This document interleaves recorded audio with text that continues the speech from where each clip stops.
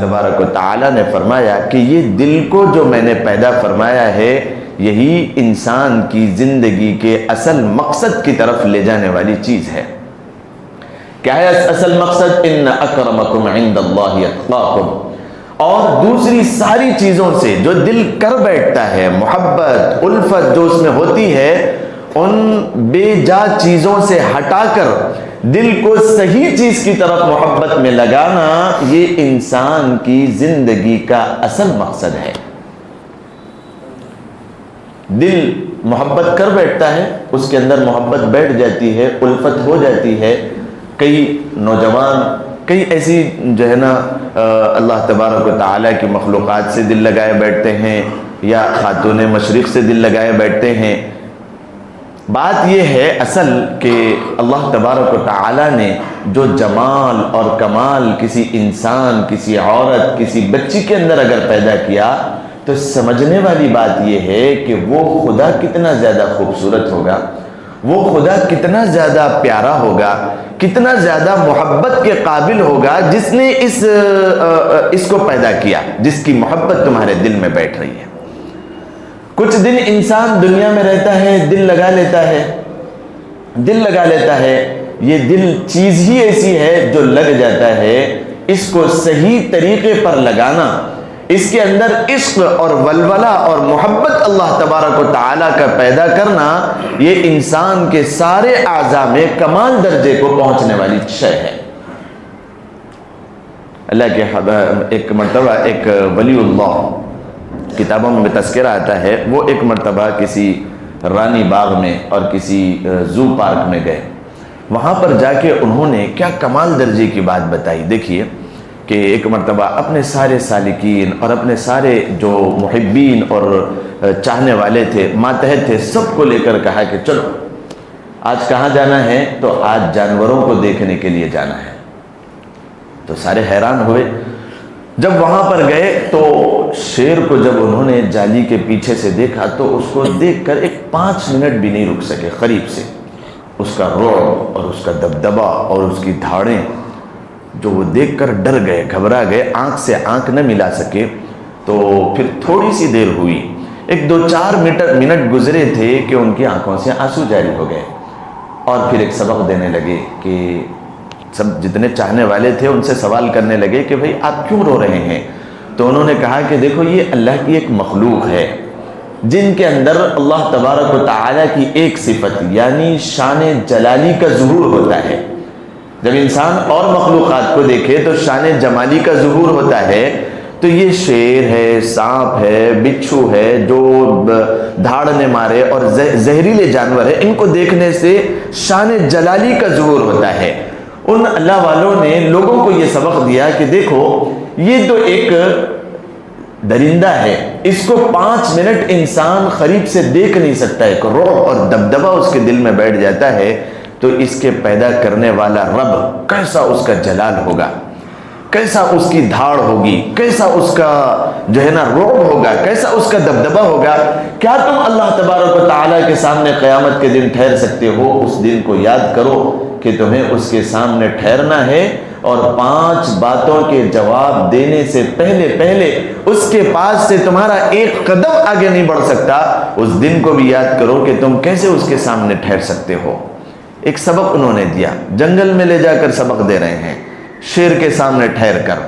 جب انسان کبھی تتلی کو دیکھے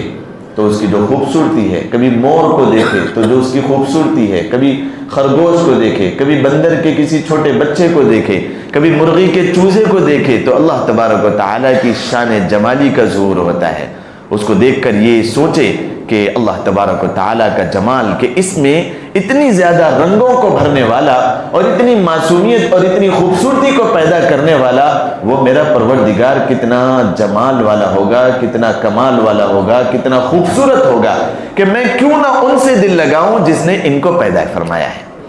انسان کی زندگی میں مقصد اس کی زندگی کا وہ ہمیشہ اپنے سامنے رہے۔ مقصد کیا ہے انسان کی زندگی کا؟ وما هذه الحیات الدنیا الا لہو ولعب، اور قرآن کریم نے یوں فرمایا ہے وما خلقت الجن والانس الا لیعبدون، کہ ہم نے انسانوں اور جناتوں کو اپنی عبادت کے لیے پیدا کیا، اور اس میں بھی کلائمیٹ اور اس میں بھی سب سے زیادہ اونچی چیز جو ہے وہ ان اکرمکم عند اللہ اتقاکم، کہ تم میں سب سے زیادہ کامیاب ترین بندہ، تم میں سب سے زیادہ مکرم ترین اور معزز ترین عزت والا بندہ وہ ہے جو تم میں سب سے زیادہ تقوی اختیار کرنے والا ہو۔ یہ دل جو اللہ تبارک و تعالی نے پیدا فرمایا، ان میں کئی چیزوں کا کبھی جلالی محبت پیدا ہو گئی، کبھی جمالی چیزوں کو دیکھ کر ان کی محبت پیدا ہو گئی، کبھی اللہ تبارک و تعالیٰ کی کئی قدرتوں کو دیکھ کر اور کہیں پر رہنے کی وجہ سے اس دل میں محبتیں پیدا ہو گئی۔ ان سب چیزوں کو درکنار کر کے انسان اپنے مقصد حیات کو سامنے رکھے اور اللہ تبارک و تعالیٰ کی محبت کو اپنے دل میں بٹھا کر اس کا تقوی اختیار کرتے رہے اور اللہ تبارک و تعالیٰ سے ڈرتے رہے، یہ انسان کی زندگی کا اصل مقصد ہے۔ جب انسان اللہ تبارک و تعالیٰ سے اپنے تعلق کو مضبوط کر لیتا ہے، اپنے تعلق کو مضبوط کر لیتا ہے، تو پھر غیب سے اللہ تبارک و تعالیٰ اس کے لیے دہانے کھول دیتے ہیں۔ وَمَن يَتَّقِ اللَّهَ يَجْعَل لَّهُ مَخْرَجًا وَيَرْزُقْهُ مِنْ حَيْثُ لَا يَحْتَسِبُ وَيَرْزُقْهُ مِنْ حَيْثُ لَا يَحْتَسِبُ۔ ایک چرسی تھا، شراب پینے والا، ایک مرتبہ کسی مسجد کے پاس کھڑے ہو کر لوگوں سے بھیک مانگ رہا تھا کہ مجھے چرسی پینے کے پیسے دے دیں۔ تو لوگ غصہ ہوئے کہ شراب پینے کے، چرسی پینے کے پیسے مانگتا ہے، ہاں کھانا کھانا ہو بول ابھی کھلاؤں گا، شراب پینے کے پیسے میں نہیں دیتا، جوا کھیلنے کے پیسے میں نہیں دیتا، بدکاری کرنے کے پیسے میں نہیں دیتا، کھانا کھلانا ہو بول کھانا کھلا دیا جائے گا۔ تو اس نے کہا کہ نہیں، کھانا کھلانے کی ذمہ داری تو کسی اور نے لے رکھی ہے، چرسی پینے کی ذمہ داری کسی نے نہیں لے رکھی ہے، مجھے چرسی پینے کے پیسے دے۔ تو وہ بڑا تعجب خیز نظروں سے دیکھا کہ ایک انوکھے انداز میں، ایک عجیب انداز میں بھکاری پیسے مانگ رہا ہے، ٹھیک ہے کوئی بات نہیں، دے دیں گے، کچھ دے دو اسے، دے دیا۔ اب اس کے بعد جو اس کے ذہن میں ایک سوال تھا کہ کھانے کی ذمہ داری تو کسی اور نے لے رکھی ہے، اس کا تمہیں فکر کرنے کی ضرورت نہیں ہے، بس چرسی پینے کی ذمہ داری نہیں لے رکھی ہے، اس کے پیسے دے۔ تو یہ سوال بس اس کا پیچھا کرنے پر مجبور کیا کہ یہ جاتا کہاں ہے، میں بھی تو دیکھوں۔ بڑے تیز تیز قدموں کے ساتھ، تیزی کے ساتھ وہ دوڑنے لگا۔ وہ چرسی جب پیسے لیا تو خوشی کے مارے دوڑنے لگا، یہ بھی اس کے پیچھے چھپ چھپ کے جھانک رہا ہے، دیکھ رہا ہے یہ کہاں پر جاتا ہے، کیا کرتا ہے۔ تو دیکھا کہ راستے سے گزرتے تیزی سے جو ہے نا گزر رہا تھا، ایک جگہ یہ رک گیا۔ وہ ایک فنکشن ہال تھا، جہاں پر یہ رکا وہ ایک فنکشن ہال تھا، اور روڈ کے ایک کنارے جینٹس کا انتظام تھا، ایک کنارے لیڈیز کا انتظام۔ تو وہ ویٹرز جو تھے وہ کھانا پاس کر رہے تھے، جینٹس سے لیڈیز کی طرف، لیڈیز سے جینٹس کی طرف۔ گرم گرم مشتاق میں وہ گرم بریانی لے کر جا رہا تھا، اچانک اس کو روڈ پہ آتے ہی ٹھوکر لگی اور گرا، تو سارا جو ہے نا کھانا نیچے گر گیا۔ وہ ویٹر تھا، جلدی جلدی جو ہے نا اس نے مشقاب اٹھایا اور اپنے کپڑے وپڑے جھٹکا تیزی سے جو ہے نا گزرنے لگا۔ تو اس نے جیسے ہی دیکھا کہ یہ گزر گیا ہے تو وہیں پر بیٹھ کے جو ہے نا کھانا شروع کر دیا۔ گرم گرم بریانی ہے، روڈ پر بیٹھ کر کھا رہا ہے۔ یہ تعجب کی نظر سے جو دیکھتے ہوئے اس کے پیچھے تیزی سے آ رہا تھا، وہ اس کے پیچھے کھڑا ہوا اور بڑے تعجب سے اس کو دیکھ رہا ہے کہ کھانے کی ذمہ داری تو کسی اور نے لے رکھی ہے۔ سمجھ میں آیا کہ کھانے کی ذمہ داری تو یہ جو چرسی تھا وہ نیچے ہی منڈی کر کے بڑی انوکھی انداز میں دیکھتے ہوئے کہنے لگا کہ وہ ہمیشہ کھلاتا تو پلیٹ میں ہی ہے، وہ ہمیشہ کھلاتا تو پلیٹ میں ہی ہے، آج کل ذرا انبن چل رہی ہے، آج کل ذرا ناراض ہے، اسی لیے اس طریقے سے کھلا رہا ہے، وہ کھلاتا تو ہمیشہ عزت سے ہی ہے۔ اور وہ کھلانے لگا۔ ٹھہرا ہوا جو شخص تھا جو اس کو دیکھ رہا تھا، آنکھوں سے آنسو جاری ہو گئے کہ یہ کیا بات ہوئی کہ وہ کھلاتا تو پلیٹ میں ہی ہے، آج کل ذرا انبن چل رہی ہے، نیچے کھلا رہا ہے، یعنی کچھ گناہوں میں ملوث میں ہو گیا ہوں تو ناراض چل رہا ہے، ورنہ کھلاتا تو وہ عزت کے ساتھ ہی ہے۔ تو میرے بھائیو، یہ واقعے سے پتہ یہ چلا کہ ساری انسانیت کا رزق وما من دابۃ فی الارض الا علی اللہ رزقها، الا علی اللہ رزقها، یہ آیت کا خلاصہ، اس کی تفسیر میں نے بارہا آپ کے سامنے بیان کی کہ الا علی اللہ رزقھا، کہ رزق جس کے پیچھے انسان دنیا میں آنے کے بعد سب کچھ بھلا بیٹھ کر دنیاوی زندگی کی تیزی اور اس کی رعنائیاں اور اس کی قمقوں میں اور اس کی خوشیوں میں اور اس کی روشنیوں میں اور اس کی رنگینیوں میں ایسا انسان اللہ کو بھول جاتا ہے اور سمجھتا ہے کہ یہ تیزی، یہ ٹیکنالوجی اور یہ ترقی ہی اصل انسان کی جو ہے نا کامیابی ہے، اس میں کما لینا دھما لینا اصل چیز ہے، ورنہ تھوڑا سا اس سے ہٹ کر انسان دیکھے تو اللہ تبارک و تعالی نے انسان کے اس دنیا میں آنے سے 50,000 سال پہلے، بلکہ کئی احادیث میں آیا کئی لاکھوں سال پہلے انسان کتنا کھائے گا اور کتنا پیے گا، کتنا پہنے گا اور کیا اس کے پاس سواری ہوگی، کتنی اولاد اس کو ہوگی، اس کی کتنی حریم خانہ ہوگی اور کیا زندگی میں وہ نیک ہوگا بد ہوگا، یہ ساری چیزیں تقدیر میں لکھی جا چکی ہے۔ یہ کوئی نئی بات نہیں ہے کہ انسان آ کے محنت کر رہا ہے، کوشش کر رہا ہے، یہ میری محنت کا ہے، یہ بول تو قارون کے ہے، میں ہوں، سب نیچے والے ہیں، میں نے محنت کیا تو کمایا اور میں انا ربکم الاعلی، یہ تو بول فرعون کے ہے۔ یہ ساری چیزوں سے ہٹا کے انسان کی زندگی کا اصل مقصد اگر انسان دیکھے تو اس کو 2 سجدے کی توفیق کا مل جانا اور گناہ کرتے وقت اس کے دل میں اس بات کا احساس پیدا ہو جانا کہ یہ گناہ ہے، اور گناہ ہونے کے بعد اس کے دل میں توبہ اللہ کی توفیق کا پیدا ہو جانا۔ بس ایسا سمجھیں کہ گاڑی ابھی پٹری پر چل رہی ہے، گاڑی اتری نہیں ہے۔ بعض نوجوان جب نیکی کرنے پر آتے ہیں تو وہ سمجھتے ہیں کہ کوئی مقام نہیں ملتا ہے، کوئی مقام نہیں ملتا۔ مفتی صاحب نیک بننے کی تمنا تو ہے، کوشش تو کرتے ہیں، کوئی مقام نہیں ملتا۔ تو وہ مقام کس چیز کو سمجھتے ہیں سمجھ میں نہیں آتا کہ مقام وہ لوگ اس چیز کو سمجھتے ہیں کہ اوپر پیر ہو جائے، سر نیچے ہو جائے، وہ مرغا بن جائے، ایسا سمجھ میں آتا ہے۔ بعض لوگ نیکی میں ایسا آگے بڑھنے کی کوشش کرتے ہیں، کوئی مقام نہیں ملتا۔ تو مقام وہ کس چیز کو سمجھتے ہیں؟ مقام قرآن اور حدیث کی روشنی میں اگر ہم غور کریں کہ انسان کو ایک مقام والی زندگی ہو، کامیاب ترین زندگی ہو، تو جس طریقے سے زندگی ہم گزارتے ہیں کہ 5 وقت کی نماز پڑھنے کی ہمیں توفیق مل رہی ہے، گناہ کرنے سے پہلے دل میں ایک کھٹک رہی ہے بات کہ یہ گناہ ہے، اور گناہ اگر انسان ہونے کے ناطے ہو جائے تو فوراً اللہ کی طرف متوجہ، ایک مرتبہ نہیں دن میں 70 مرتبہ بھی ہو جائے، ہوتے وقت بھی خیال ہو کہ یہ گناہ ہے، اور ہونے کے بعد فوراً اس وقت سے جدا ہونے سے پہلے اس کا دل اللہ کی طرف متوجہ ہو جائے، سمجھو کہ گاڑی ابھی پٹری پر ہے، ابھی اللہ تبارک و تعالیٰ کی نظروں سے انسان گرا نہیں، ابھی اس کا دل کالا ہوا نہیں کہ وہ برابر پٹری پر چل رہا ہے کہ اللہ تبارک و تعالیٰ یہ توفیق انسان کو دے دے کہ سجدے کی توفیق اسے مل رہی ہے۔ دیکھیں ہزاروں لوگ ہیں، میں نے اس سے پہلے بھی بیان میں بتایا کہ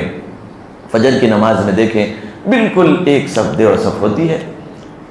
2 صف ہوتی ہے، 3 صف ہوتی ہے، اس سے زیادہ نہیں ہوتی۔ پھر ظہر کی نماز، عصر کی نماز، اس سے زیادہ کچھ مغرب کی نماز میں دیکھیں کہ مسجد فل ہو رہی ہے، اس سے ہٹ کے جمعے کی نماز میں دیکھیں کہ دونوں تینوں فلور فل ہو رہے ہیں، اس سے تھوڑا سا ہٹ کے پھر رمضان میں دیکھیں، رمضان کے شروع ایام میں تو پھر باہر بھی جانمازیں بچھائی جا رہی ہے، پھر اس کے بعد عید کے ایام میں دیکھیں کہ روڈیں بھی بھر رہی ہے، جتنی مساجد جو ہے نا ہر جگہ ہے وہ ساری کی ساری فل ہونے کے باوجود عیدگاہیں بھی بھر رہی ہے۔ تو یہ جو مسلمان ہے، یہ جو کبھی کبھی آ رہے ہیں، کبھی عید میں آ رہے ہیں، کبھی جمعے میں آ رہے ہیں، تو کبھی رمضان کو رمضان پابندی کے ساتھ نماز پڑھ رہے ہیں، رمضان کو رمضان فوراً 1 سال بس گیپ ہو رہا ہے بیچ میں، یا پھر جمعہ نماز پڑھ رہے ہیں، تو یہ لوگوں سے کہیں زیادہ بہتر اللہ تبارک و تعالی نے ان لوگوں کو اپنا مقرب بندہ بنایا ہے جن کو 5 وقتہ نمازوں کی توفیق مل رہی ہے، 5 وقتہ نمازوں کی توفیق مل رہی ہے،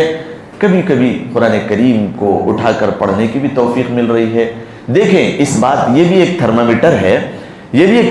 ہے کہ ہمارے دل پہ زنگ کتنا لگ گیا۔ اگر اس بات کا اندازہ کرنا ہو تو گھر میں جو قرآن رکھا ہوا ہے اس پہ دیکھیں کتنی دھول جم گئی ہے، اندازہ کر لیں، بلکہ یقیناً یہ تھرمامیٹر ہے کہ ہمارے بھی دل پہ اتنی ہی دھول جم گئی ہے۔ جتنی دھول گھر میں رکھی ہوئی قرآن کریم پہ جم گئی ہے، اندازہ کریں، کہیں اور جانے کی، کسی سے وظیفہ لینے کی، کسی سے پوچھنے کی کوئی اور ضرورت نہیں ہے،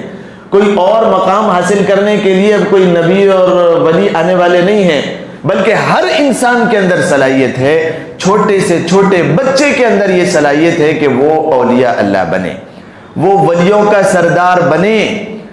بچے کے اندر بھی یہ صلاحیت آج بھی موجود ہے۔ وہ خدا جس نے پچھلے زمانے میں کئی اولیاء اللہ جو مشہور ہو گئے،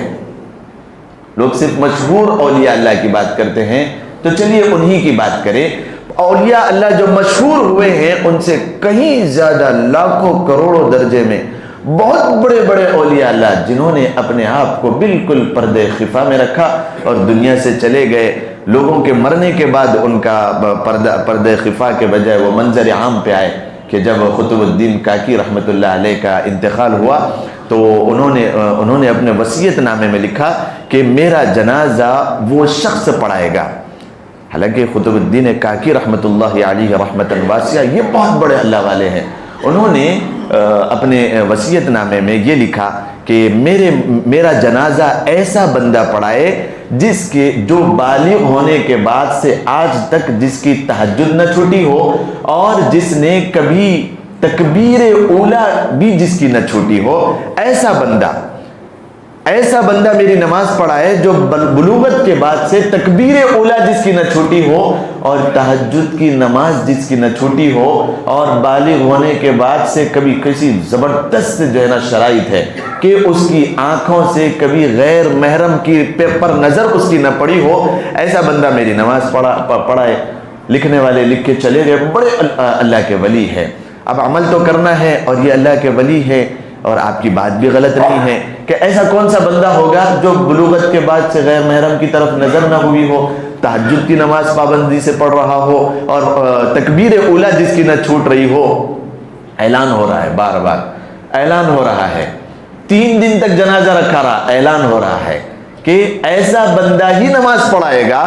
یا پھر اکیلے تنہا نماز پڑھ کے چلے جائیں۔ اعلان ہو رہا ہے کہ جس کی تکبیر اولا نہ چھوٹی ہو۔ ایک بندہ بیٹھا ہوا ہے جو بادشاہ کے مقام پہ ہے، اس موقع پر عام آدمی نہیں ہے، بادشاہ کے مقام پر ہے، بادشاہ وقت کا۔ تھوڑا سا انسان کے پاس مال اور دولت آ جاتی ہے تو اللہ کو بھول جاتا ہے۔ یہ جو اعلان ہو رہا ہے، یہ صفات ایسے بندے کے اندر نکلی جو وقت کا بادشاہ ہے، وہ آنکھوں میں آنسو بہاتے ہوئے بیٹھا ہوا ہے اور مجبوراً وہ کھڑا ہوا جنازے کی نماز پڑھانے، تو لوگ اش کرنے لگے تو وہ آنکھوں سے آنسو جاری کر کے نظریں نیچی کر کے روتے ہوئے جنازے کی طرف بڑھ رہا ہے۔ قطب الدین تم تو چلے گئے لیکن میرا پردہ فاش کر کے چلے گئے۔ میں اس بات کا قائل نہیں تھا کہ میں لوگوں کو یوں بتاؤں کہ میں تہجد پابندی سے پڑھتا ہوں، میں اس بات کا قائل نہیں تھا کہ میں لوگوں میں یہ بات کو مشہور کرنے کو میں اپنی خوشی سمجھوں کہ میری جماعت تکبیر اولا کے ساتھ پابندی سے ہوتی ہے اور کوئی میری نظر میں جو ہے نا غیر محرم کے اوپر بالغ ہونے کے بعد سے آج تک نظر نہیں پڑی۔ تم تو چلے گئے لیکن میرا پردہ فاش کر کے چلے گئے۔ تو ایسے اولیاء اللہ گزرے ہیں اس وقت جو اللہ اپنی بھرپور رحمتوں کے ساتھ تھا، آج بھی وہ اللہ موجود ہے، آج بھی وہ اللہ موجود ہے۔ 5 وقت کی نماز کی توفیق اگر مل رہی ہے تو اس وقت کے آپ اللہ کے ولی ہیں۔ گناہ کرنے سے پہلے اگر دل میں کھٹکا ہو رہا ہے کہ یہ گناہ ہے، آپ اللہ کے نیک بندوں میں شامل ہے۔ کبھی گناہ کرنے کے بعد اللہ کی طرف توجہ اور آنکھوں سے جاری ہو رہے ہیں آنسو، تو سمجھو کہ آپ اللہ کے نیک بندے ہیں۔ اللہ تبارک و تعالیٰ نے اپنی رحمتوں کے بڑے سائے میں آپ کو گھیر کے رکھا ہے۔ بہت سارے ایسے ہیں جتنے بڑے بڑے گناہ ہونے کے باوجود ان کے دل پر دستک بھی نہیں ہوتی۔ بہت سارے ایسے موجود ہیں لوگ جو آپ دیکھتے ہوئے آتے ہوں گے نماز پڑھتے وقت، نماز بھی نہیں پڑھتے اور ان کے دل پر ذرا برابر اس کی شرمندگی بھی نہیں ہوتی، افسوس بھی نہیں ہوتا ان کو کہ ہماری نماز جا رہی ہے، غارت ہو رہی ہے اور ہم غلط چیزوں کو دیکھتے ہوئے، غلط کام کرتے ہوئے اپنی زندگی گزار رہے ہیں۔ تو ایک حدیث سنا کر بس میں اپنی بات کو ختم کروں۔ حدیث یہ ہے کہ جب اللہ تبارک و تعالیٰ انسان سے ناراض ہوتا ہے، جب اللہ تبارک و تعالیٰ انسان سے ناراض ہوتا ہے، ایک مومن بندے سے ناراض ہوتا ہے، تو پتہ ہے کہ اللہ تبارک و تعالی جب کبھی انسان گناہ کرتا ہے تو نعمت کو چھینتا ہے، ناراض ہوتا ہے تو نعمتوں کو چھینتا ہے۔ جب اللہ تبارک و تعالی ناراض ہوتے ہیں تو نعمت کو چھینتے ہیں۔ یحییٰ بن معین بہت بڑے اللہ والے گزرے ہیں، انہوں نے کہا کہ یا اللہ مجھ سے گناہ ہو رہے ہیں، لیکن میں دیکھ رہا ہوں کہ میرے پاس مال دولت، گاڑیاں، سواریاں، بنگلے، ساری چیزیں، کھانے کو کھانا بھی ہے، پینے کو پینا بھی ہے، باندیاں بھی ہے، غلام بھی ہے، آپ مجھ سے کوئی چیز چھین نہیں رہے ہیں، لگتا ایسے ہے کہ آپ مجھ سے خوش ہیں۔ اللہ تبارک و تعالیٰ نے فرمایا کہ نہیں یحییٰ، میں تجھ سے ناراض ہوں، اور تجھے پتہ ہے کہ تو جب کبھی راتوں میں اٹھتا تھا تو بڑے خشوع اور خضوع کے ساتھ آنسوؤں کے ساتھ، آنسوؤں میں بھری ہوئی آنکھوں کے ساتھ میرے سامنے روتا تھا، اب وہ لطف باقی رہا؟ تو یحییٰ بن معین سوچنے پر مجبور ہو گئے کہ وہ لطف تو مجھے آتا ہی نہیں، ایک زمانہ ہو گیا، تو میں نے یہ توفیق تمہاری چھین لی ہے۔ تو حدیث میں ہے کہ جب انسان سے اللہ تبارک و تعالی ناراض ہوتا ہے،